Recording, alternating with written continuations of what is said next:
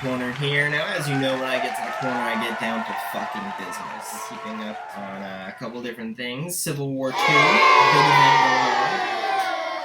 What I am reading into, though, right now is the X-Men Civil War II line, which has been, I think it's 3 issues deep now. I've been reading Extraordinary X-Men, All New X-Men, and Uncanny X-Men Superior. I'm not gonna lie, though, it's been a little challenging to maintain my interest. Hasn't necessarily felt like they're really giving it 100%. What I'm seeing now in these comic books is kind of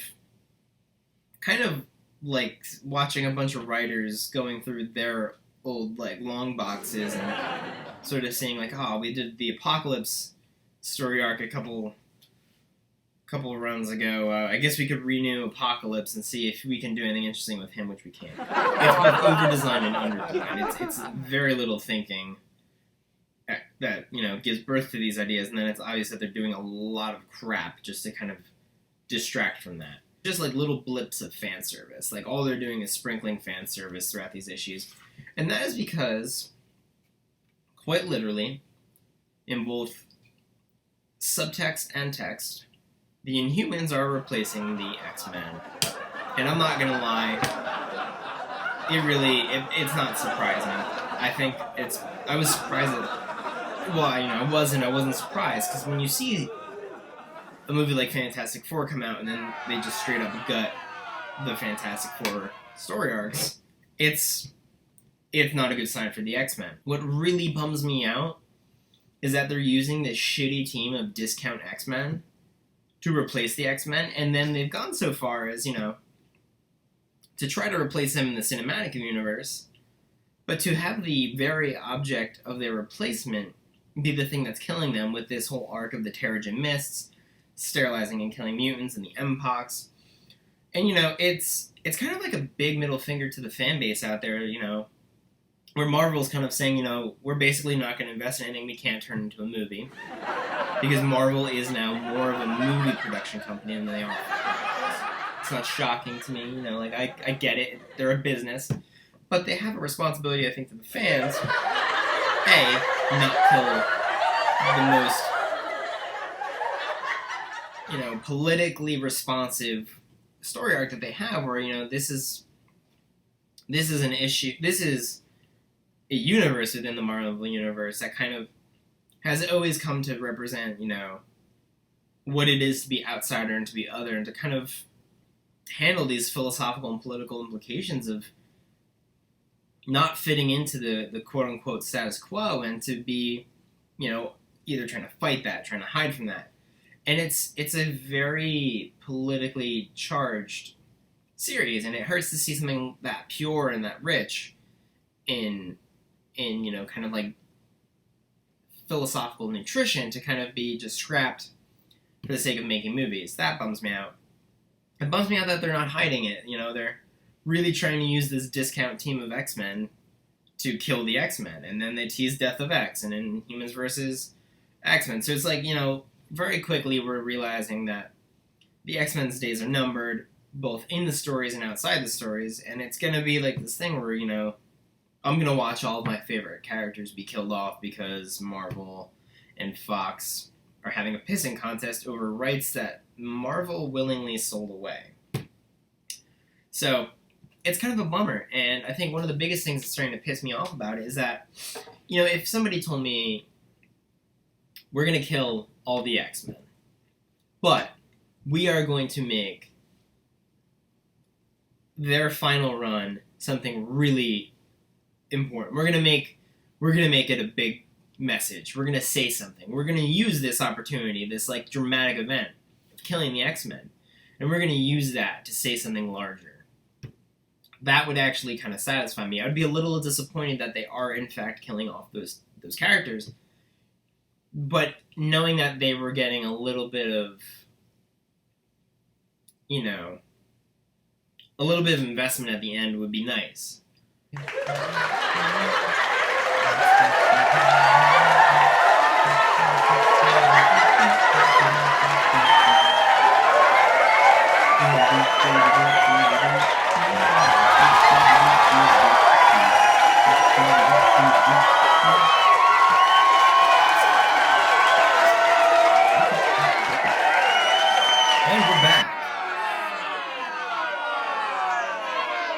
That's assuming that this video is being viewed sometime later on when we've managed to get a couple sponsors, and right there is where we'll put the sponsors thing in, and I'll come back and it'll make this seem like a way more legitimate production than it actually is. So first off, one of the big moments I want to kind of talk about was what I think is Marvel's writing team kind of actually speaking directly to the fan base. And this is going to be some spoilers. If you don't know how this ends, stop watching. Or don't. I mean, I don't know. Do what you have to do. It's your life, and I can't live it for you.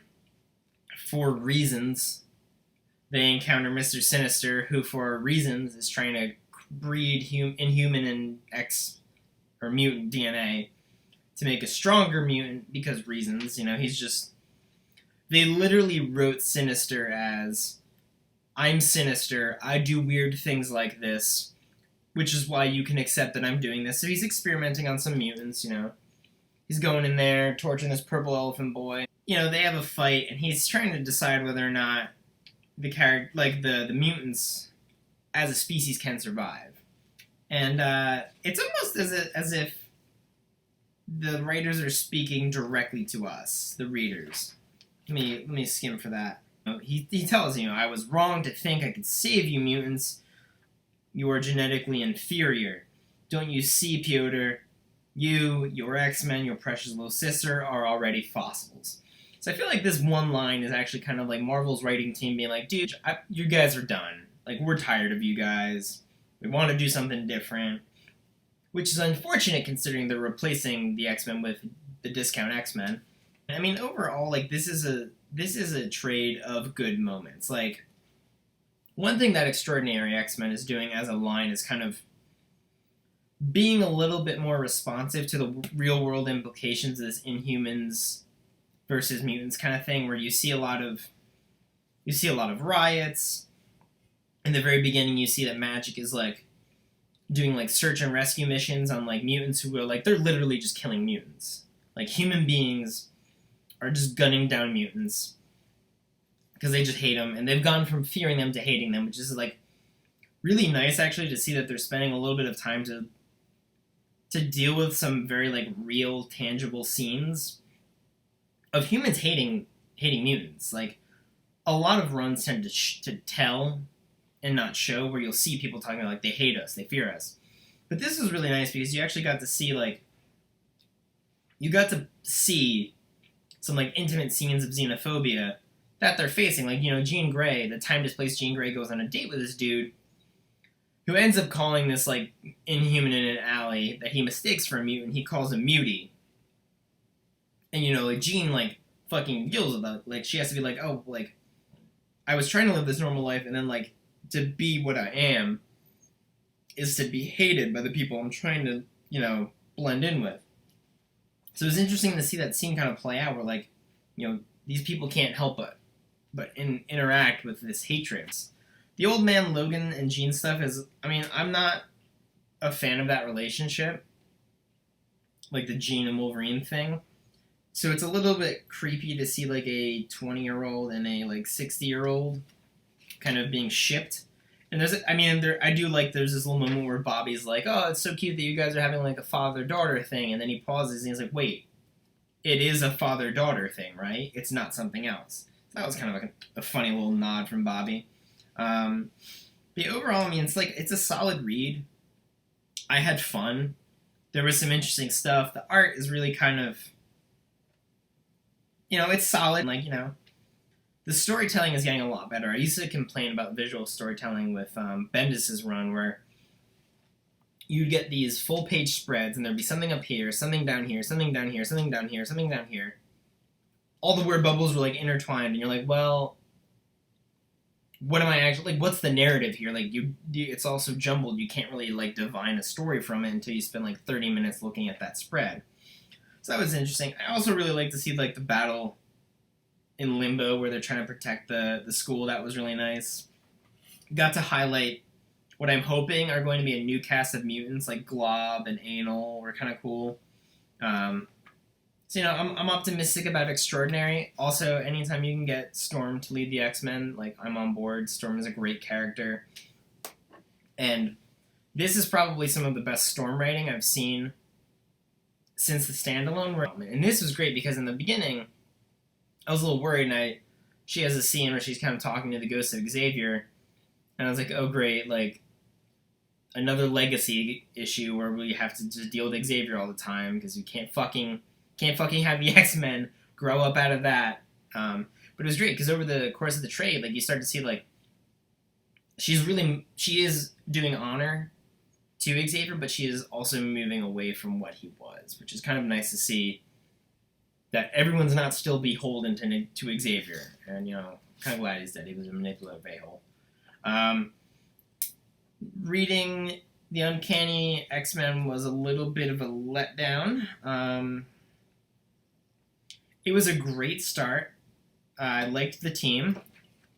And I was like, cool, we're going to get like another version of the X-Force. Because the X-Force writing, like, man, Matt Fraction and that creative team were just fucking slaying. And the artists were so solid that first collected volume of Uncanny X-Force was just beyond amazing. And I was so excited to see this and to see maybe we're getting another X-Force. And, you know, this, for all intents and purposes, is kind of like another run of X-Force. I don't know a lot about Monet, but her character was kind of interesting. I was a little bit disappointed that we're getting a disempowered Magneto again. I feel like there's been a real crutch recently with writing Magneto, where to keep him interesting, we're going to completely like eviscerate him as far as his mutant abilities, and I'm hoping at some point Secret Wars and all the stuff they're going to do with the X-Men and the Humans between kind of helps me out a little bit, because during the end of the Magneto standalone run, where he was kind of trying to fight the Incursion, I didn't understand how he was coming out of that one, because he literally got ripped in half, and now he's back, but he only has like half his power. And Midnight Riders, I want to fucking talk about these Midnight Riders. I'm actually, it's interesting because for somebody like Magneto to go up against like a survival of the fittest group, that's kind of fun. I've been reading X-Men Civil War, which has been kind of disjointed. You've got these two titles, and then you've got this solo run called X-Men Civil War 2, which really doesn't seem to have a home in either chronology, where the two teams from these two trades, or these two series, are kind of duking it out, which would be interesting if it actually fucking overlapped in any way that was really significant. Like, I realize that there are parallels in timing that you can draw to kind of help you understand when that Civil War run is working with these two X-Men runs. But it really doesn't have strong connections, so it just feels like another title. Whereas I think those issues could have way easily been put into trades and collected into the two current lines, because basically all it is the team from Extraordinary and the team from Uncanny.